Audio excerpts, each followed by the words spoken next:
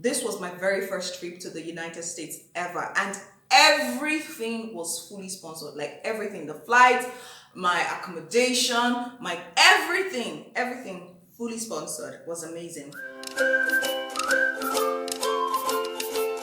Hello everyone, you are welcome to Cocoa and Cake Time. All right, so if you're just joining me on this channel, and of course for my people who have been here before, this is a series, this is a new series, a new addition to the channel.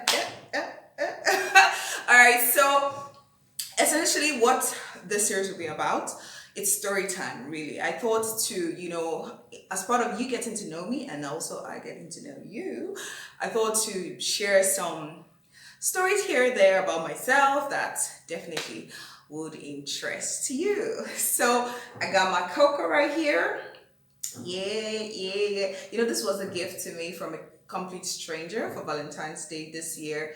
I don't know, it was so, for me, it was very thoughtful. I like it. See, oh, you fool me. That's me. All right, and of course, I got my cake right here, a very succulent piece of cake. You know how we go. So I know this is the first episode, or yes, first video in the series. So don't worry, just look out for the next video so that you can have your own cocoa and cake right with me. So you're munching, I'm munching, and you just won't be watching me chew away. All right, so stay tuned, and I will be right back.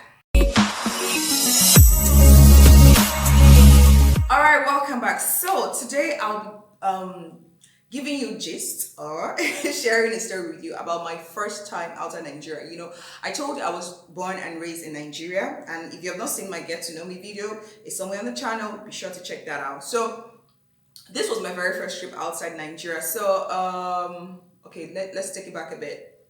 I was still in high school then, and I was in my semifinals thereabouts. I think there's a word they call it, but you get what I mean. The class before the final class. So some group of people sent a message to the school that, oh, we have this competition.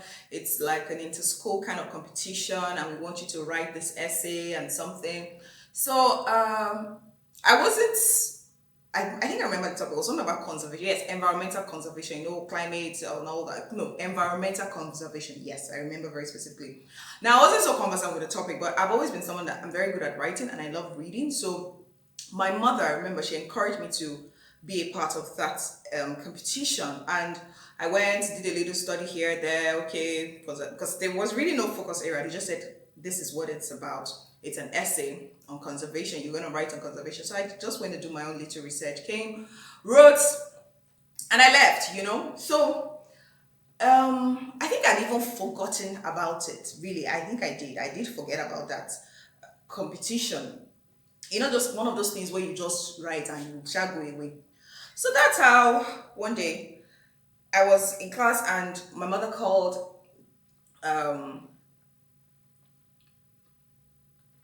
I don't want to miss on any part of the gist. So, because where I was, my high school, my mother was a teacher then. So she called her office and said, oh, we just got like feedback.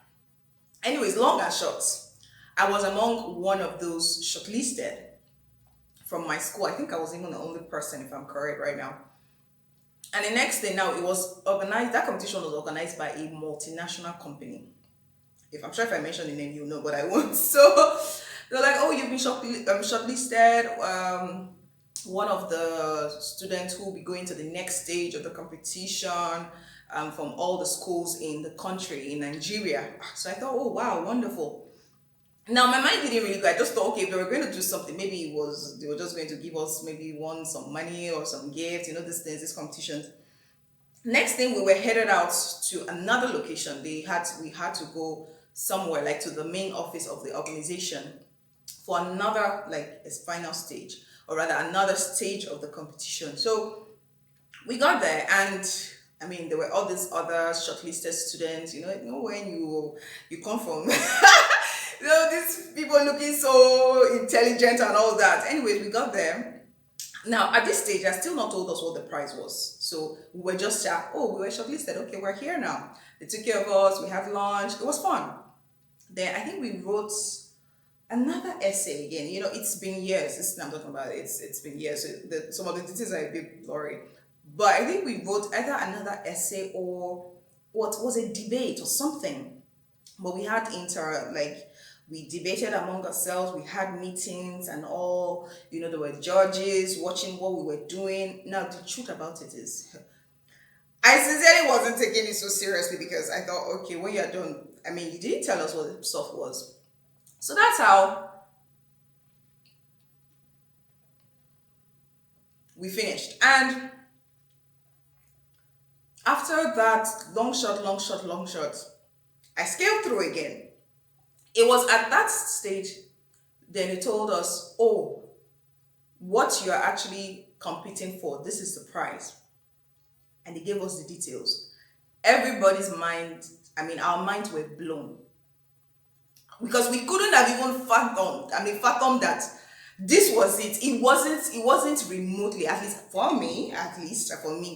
Then I think after that, there was a final stage, but they told us at this stage. So that final stage was like hot seat. Everybody was, who is going to finally go to, who's going to win, who are those that are going to be selected. And we were a lot, and they needed just, I think, 10 people, 10 students only. And literally hundreds. No, not hundreds, because we're first the first stage, the next stage, yes. So I think we're about 30, thereabouts, from different schools across Nigeria. So this final stage will determine the 10 that were going to be selected. So it was really hot. And I remember, parents everywhere, doing their own drama, everybody trying to. I think the final stage was like an interview, like to ask you questions. Oh, so the way they ask this question. So I went in there. Still, I wasn't so moved. I'll be very sincere. I asked the questions. Of course, I already knew what the prize was. So I was already expectant, like, my goodness, if I scale through this final stage, this is it. And my dears, that is how Olufumi, I'm a very intelligent person. Yes, I have to tell you in case you don't know. That's how I scaled through that. And I was one of the 10 people selected from the entire country for the final prize. Don't worry, relax. I'm going to tell you the final prizes. Interestingly, we were 9 girls, 1 guy. It was very funny, very interesting. 9 girls, 1 guy only. Now, guess what the prize was? We were going on an all expense paid trip to the United Nations headquarters in New York. It was crazy. First of all, if it was just that we're traveling to the United States, yes, that's fine.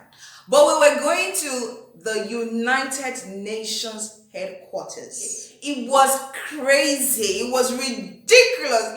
There's some things you just cannot even fathom in your mind. Like, how is this happening? Like they say, pinch me, wake me up. Is this happening right now? Is this happening right now? So, that's how everything we finished. They told us, oh, you've been shortlisted,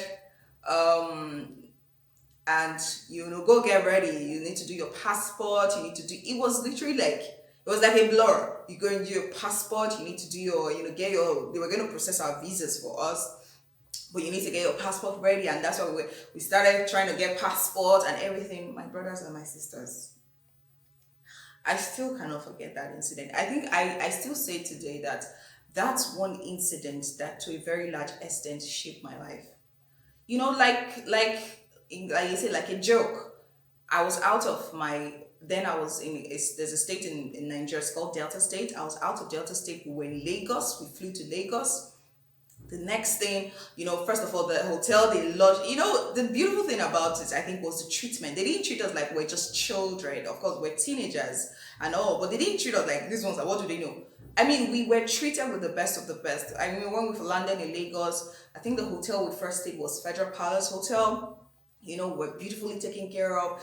Next thing, we moved, I think either Sheraton on one of the two. I know when we're coming back, we stayed in Federal Palace or going, but one of either Sheraton or Federal Palace. I think when we landed in Lagos, we were in Federal Palace. Then when we came back into the country, was one of those. Everything taken care of, the accommodation, feeding, everything taken care of. My dears. Next thing, we're at airport. Next thing, we were landing in the United States of America. it was ridiculous. No, I have to keep saying it because even just remembering it now, that's how it was. Unfortunately, there was an incident. Now, see the twist. I told you we're 9 girls, one guy. When we had to go do our visa, okay, yes, we did. We had to go for our interviews, even though they did, but we had to go to. And at the interview time, the only guy on our group was disqualified. It was so painful. It was too painful, but they said he wasn't going to go, and that was it. So he had to travel. So we went as 9 girls. Girl power, girl power. So we went, and we landed in the United States. We stayed in what's the name of this hotel? I cannot forget the name of this hotel. It's one of the very popular ones. No, I will remember. I definitely remember. So we stayed, we landed, the hotel were there. I think the hotel was very close to the United Nations headquarters. So we lodged there. Then everything we finished. We got to the United Nations headquarters.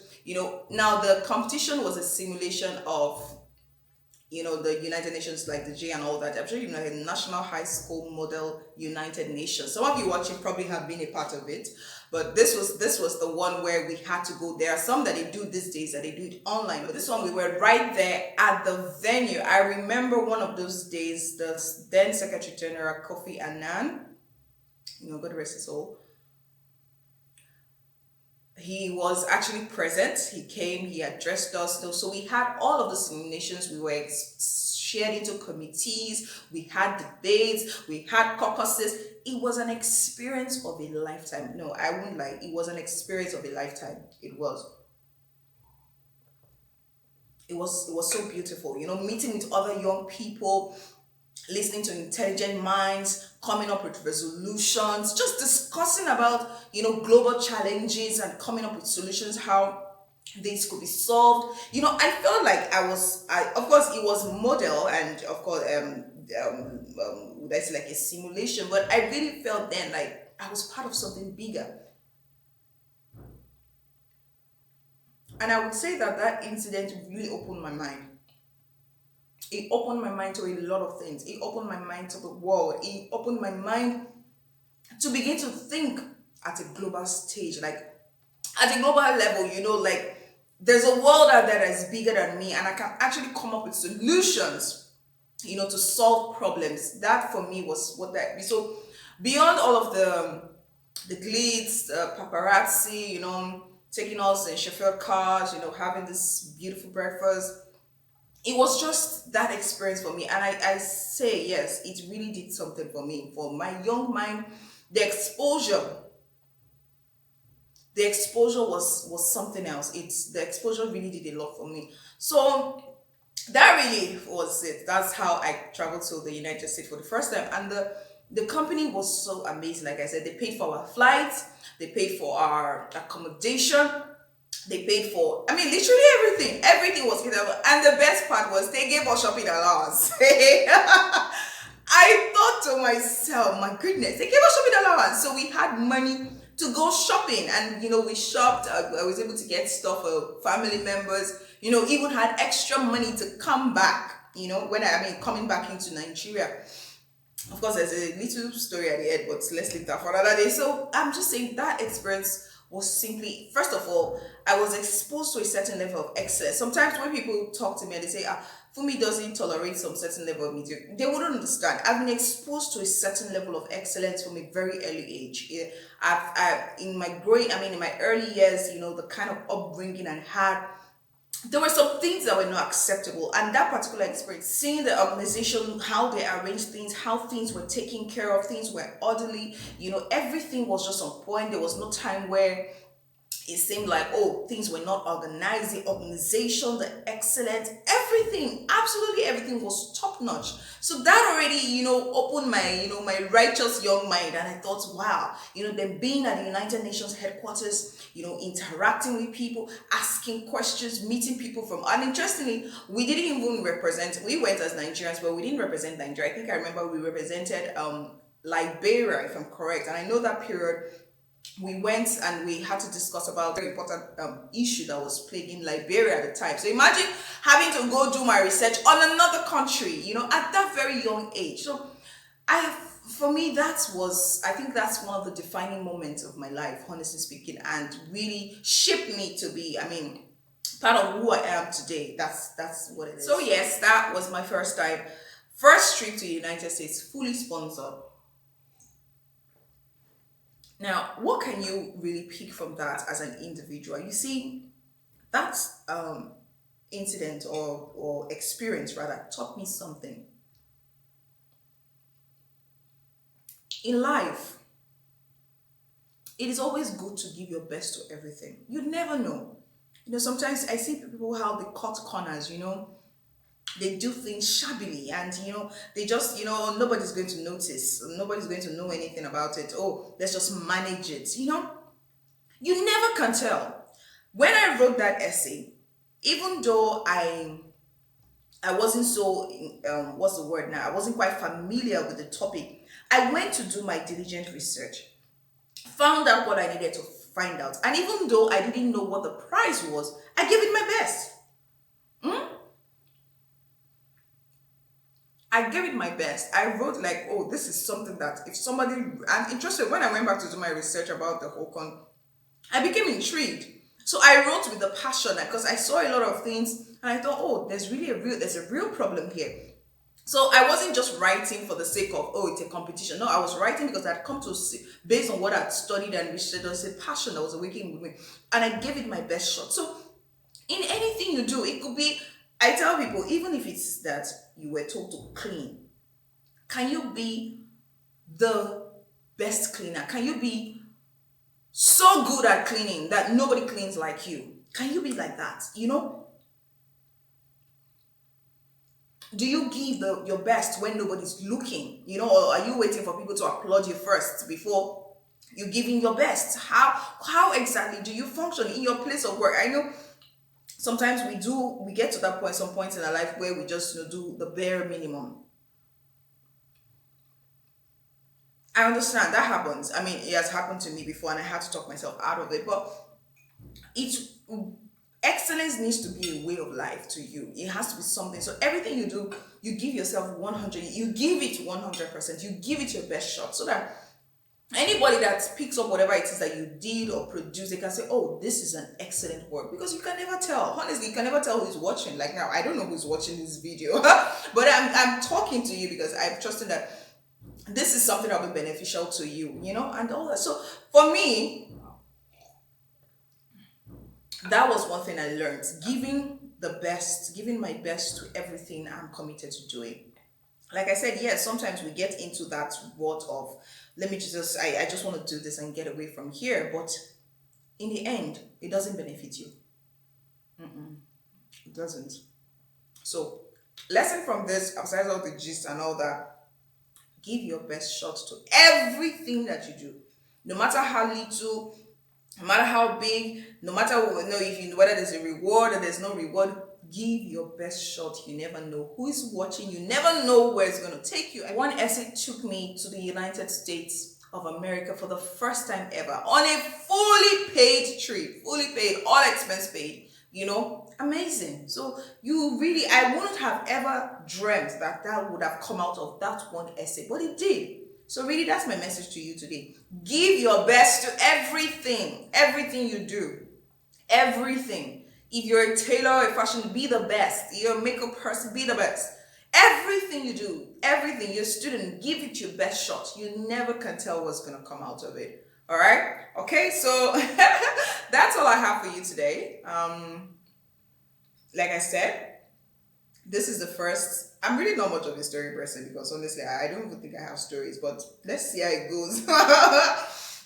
I hope you enjoyed this one. Do drop your comments below and tell me what you think and tell me how I can improve. I like hearing feedback. You cannot even understand.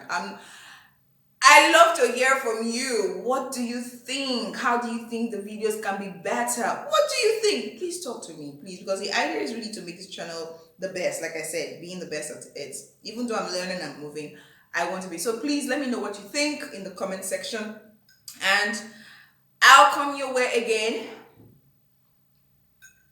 on the next episode of Cocoa and Cake, even though my cake is done.